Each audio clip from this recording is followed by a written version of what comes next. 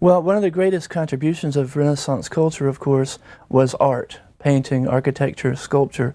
So in this lecture, we're going to take a brief look at the Renaissance period of art, because it really is one of the greatest periods of art in the whole history of Western art, and introduces a new and distinctive style to art that really makes it unique and characteristic of the Renaissance period. We're going to see changing patronage patterns. We're going to actually see a very important change in artistic styles. We're going to see different motivations for the art, and this will all end in the production of some of the greatest artistic masterpieces of all time. And what I would like to argue in the beginning of the lecture here is that most of these important changes that we see in art can be tied to broader cultural, social developments in the Renaissance itself. So it's really of a piece with most of the other things we've been looking at in the Renaissance so far. We'll begin with patronage patterns, because this really is something that influenced the development of Renaissance art a great deal. In the Middle Ages, the main patron for art had been the church. And the church was a good patron for art. It paid for quite a lot of art.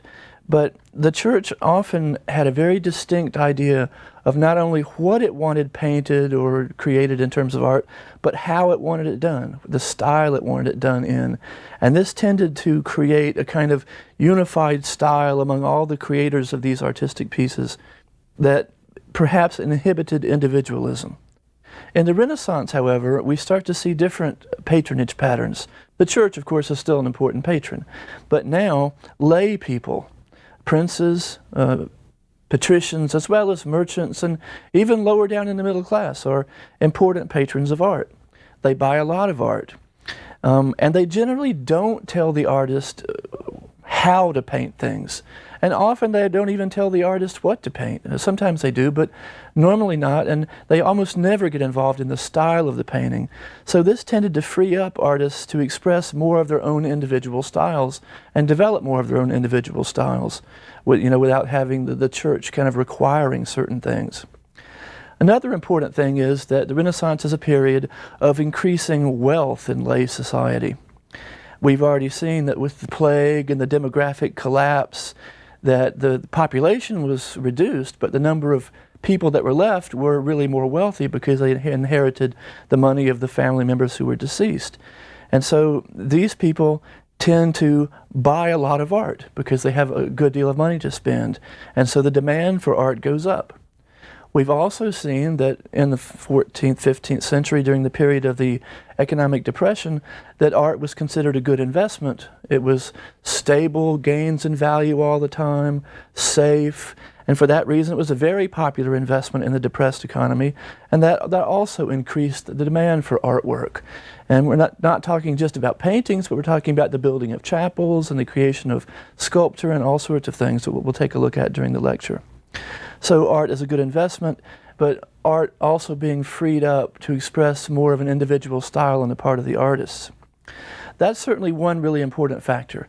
But another important factor in the distinctive Renaissance style of art that evolves, I would like to argue, comes from religious changes that we haven't talked a lot about yet in the course, but I want to just touch on briefly here. During the 14th century, when the church had been in such a crisis with the Babylonian captivity and the schism, the church had really lost a lot of its ability to be a spiritual leader of the people. And at a time when there was the plague and the 100 Years' War and famine and all that, and when people really needed the guidance and comfort of the church, the spiritual comfort of the church, it was so involved in its own problems, it really didn't have the opportunity to provide the comfort and guidance and leadership that the people needed. And for this reason, in a kind of miraculous fashion, common people began to develop their own distinctive religious practices. This was known as the development of popular piety. They developed their own religious practices, which usually involved actively doing something and was always very emotionally oriented, because this is what people were interested in, active involvement in the religions. They could feel closer to God and safer, and a very emotional involvement. So popular piety was a religion of great emotion. Just to give you one example, in the Middle Ages when people went to Mass, They would just go in the church and stand in the nave. There were no pews. Listen to the Mass. Oftentimes, and it's always in Latin, and they don't really understand Latin, so they don't know what's going on. Then they leave. Not a very fulfilling religious experience.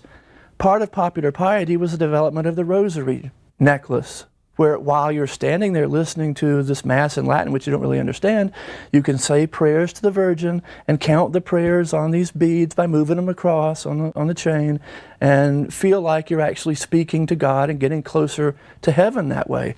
So it's an active, involved, emotional kind of religion. Another example, Stations of the Cross were invented during this period. Pilgrimages became very popular. So popular piety was people taking religion into their own hands and creating a religion of great emotion and great activity that they could be involved in. And what I would argue is that this religion, this popular religion of emotion, really influenced in a big way the Renaissance style of art. Because these same people, a lot of these same people who are involved in popular piety are buying the art. And they want to see their religious feelings, point of view, perspective, reflected in the art. Another real important fact that feeds into this is the humanist belief in rhetoric. We've already looked at the fact that humanists believed that rhetoric was incredibly important, eloquence was incredibly important to inspire and motivate the will of people, to get people to live a good life and make good decisions and be good citizens. And I think this also, this humanistic influence had an impact on the distinctive Renaissance style of art, because you could almost say that Renaissance art becomes a kind of visual rhetoric. It tries to do some of the same things in pictures and images and forms that humanists were trying to do through rhetoric and eloquence and beautiful Latin and, great communications. Well, what do I mean by that? For example, and this is a very important example, painters, first of all, then other artists, begin to manipulate elements of painting, like shape, or line, or color. And they do this to get the eye of the viewer to go to a certain place in the painting as soon as the viewer looks at the painting. So what the artist is trying to do is get you, if you're looking at a painting, when you first see it, to focus on a really important point in the painting. And they use shape, line, and color to lead your vision to that point. Well, what kind of point are they trying to lead you to? Usually, it tends to be the point of most emotion in the painting. Most of these paintings, even though they're done for lay people, are still on religious topics. And so it would be the point of most emotion in a religious scene. And the point of this visual rhetoric in painting and later in other forms of art, is to get the viewer emotionally involved in the religious scene that's being portrayed, by focusing your view, for example, on a face with definite emotions on it, or another point of great emotion. It'll get you involved, you'll experience the religious scene that's there, and perhaps it will inspire you to piety. And I think that really goes along with the humanist belief in rhetoric and also popular piety's belief in a kind of emotional religion.